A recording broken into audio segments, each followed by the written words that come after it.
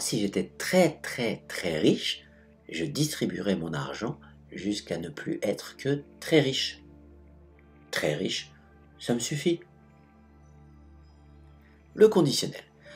Voilà, le chat a employé le conditionnel. Donc on va apprendre comment c'est construit, vous allez voir. Donc en français, si on a une condition, c'est si, à condition si, eh bien il y a deux possibilités.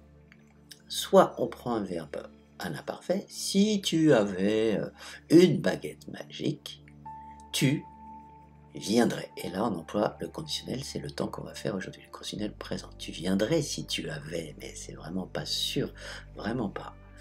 Et il y a une autre façon de poser la condition, c'est avec le présent. Si tu as le temps, tu viendras.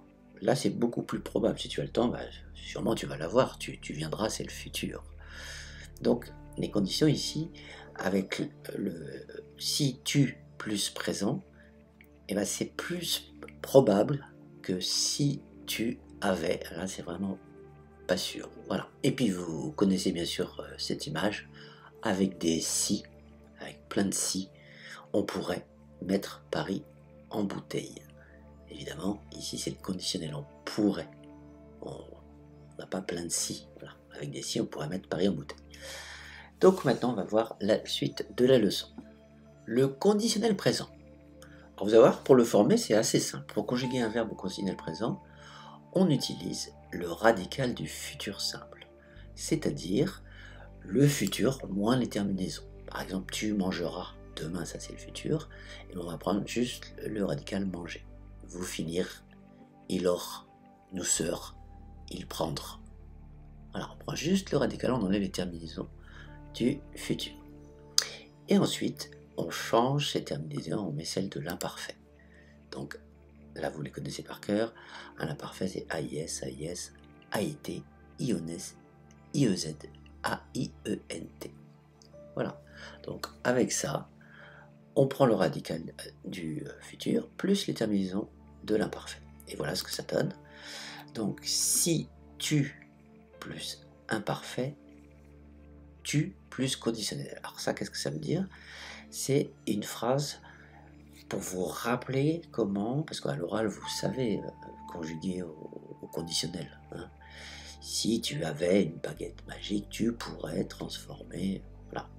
Donc, à l'oral, vous connaissez. Donc, si vous retenez en mémoire, si tu plus un verbe à l'imparfait, si tu avais le temps, tu, et là, ces verbes-là, on va les conjuguer au conditionnel. Donc ici, on prend le radical plus les terminaisons.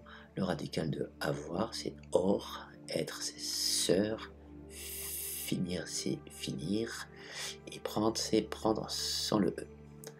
Donc ça donne, si tu avais le temps, tu mangerais, ah yes, on prend les terminaisons de l'imparfait, il aurait, on prend le radical du futur et on rajoute les terminaisons de l'imparfait, il aurait, si il avait le temps, il aurait pu finir son travail.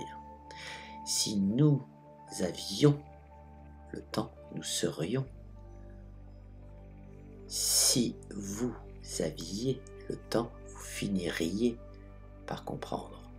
Et si ils avaient le temps, ils prendraient. AUNT.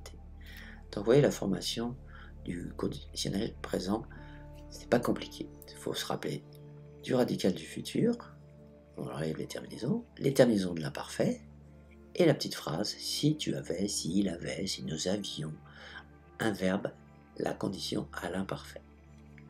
Vous allez prendre une feuille, noter donc conjugaison, la date soulignée, le titre, le conditionnel présent et marquer toutes ces informations importantes.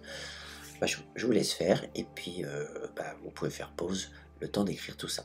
On se retrouve après.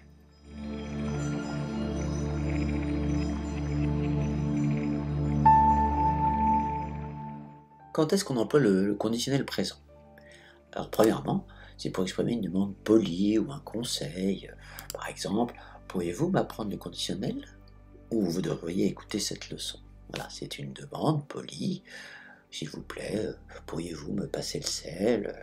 Voilà. Ou un conseil, tu devrais faire attention, vous devriez courir un peu plus, voilà, etc. Donc pour exprimer une demande polie ou un conseil, on emploie toujours le conditionnel. Ensuite, il y a pour donner une information incertaine, oui, quelque chose de pas sûr, quoi. Nous devrions retourner à l'école, mais c'est pas évident, quoi. C'est une information, on n'en est vraiment pas sûr. Donc on emploie le conditionnel ici. Il y a aussi pour exprimer un souhait, un regret, j'aimerais, voilà, il voudrait partir en vacances, il souhaiterait partir en vacances. Et enfin, pour exprimer un fait imaginaire, voilà, quand on joue, souvent, on imagine des choses, voilà, nous aurions des pouvoirs magiques, par exemple, dans notre jeu. Donc voilà, on emploie généralement, principalement pour ces 4 raisons-là, pour exprimer une demande polie ou un conseil, pour donner une information qui n'est pas sûre, pour exprimer un souhait ou un regret, et pour exprimer quelque chose qui est complètement imaginaire. Voilà, donc je vous laisse noter toutes ces informations à la suite de votre leçon, et on se retrouve après pour un petit test.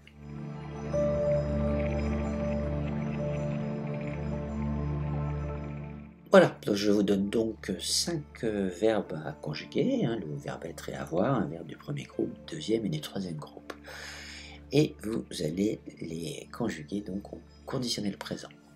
Donc vous aurez donc une note sur 5 que vous mettrez sur votre bilan comme d'habitude, vous avez l'habitude. Et je vous laisse donc conjuguer ces 5 verbes, ça va aller vite. Vous faites pause et on fait la correction tout de suite après.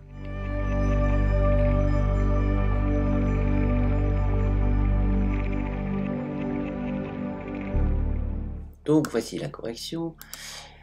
Alors, le verbe être, on prend le radical sœur et on rajoute la terminaison de l'imparfait.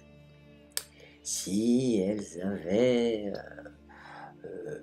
beaucoup de choses, elles seraient... Voilà. Donc c'est bien aussi toujours d'essayer de se faire la phrase si plus imparfait. Donc avec le verbe avoir, on prend le radical or plus la terminaison AIS de l'imparfait. Donc si j'avais une baguette magique, j'aurais une très très très belle maison. Voilà. Le verbe chanter, premier groupe, donc si tu avais, tu chanterais, AIS, donc même chose, radical plus terminaison de l'imparfait. S'il avait, il choisirait AIT, évidemment, et nous verrions, si nous avions une lunette astronomique, nous verrions la Lune de plus près. Voilà, donc je pense que vous avez 5 sur 5, vous mettez donc votre note sur le bilan, et puis je vous dis à très bientôt.